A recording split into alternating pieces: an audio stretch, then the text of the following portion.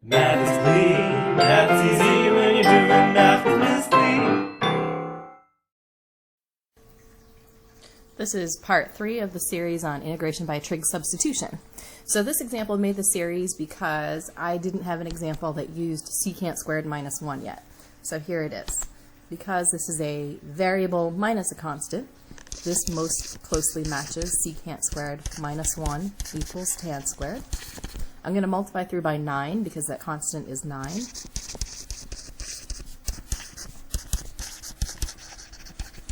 So that means that I need x squared to be replaced by 9 secant squared theta, or x is 3 secant theta. So taking the derivative of both sides, I get dx will be replaced by 3 secant theta, tan theta, d theta. So now I'll substitute. I get the integral of 3 secant theta, tan theta, d theta. And now I'm going to skip some steps. That square root of x squared minus 9 is going to become the square root of 9 secant squared minus 9, which is the same thing as 9 tan squared minus 9. So I'm going to go ahead and just make that replacement. And then I will simplify a little bit.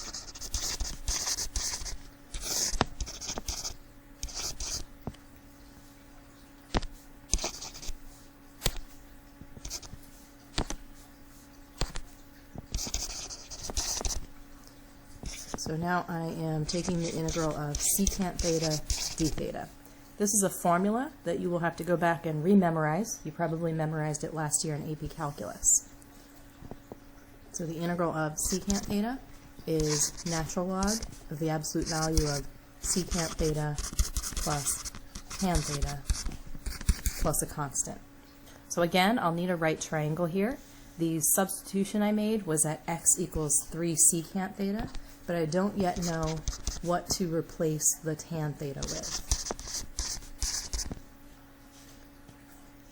So that means that x over 3 is secant theta, or it might be easier for me to set it up so that cosine equals 3 over x.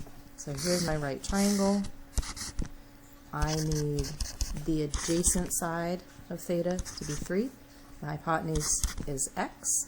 And using the Pythagorean theorem, I can find that the opposite side is the square root of x squared minus 9.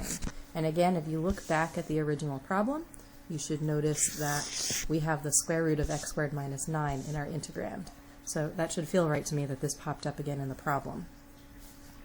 I need to replace tan theta. So tan theta equals opposite over adjacent. So I'm going to be replacing it with the square root of x squared minus 9 over 3.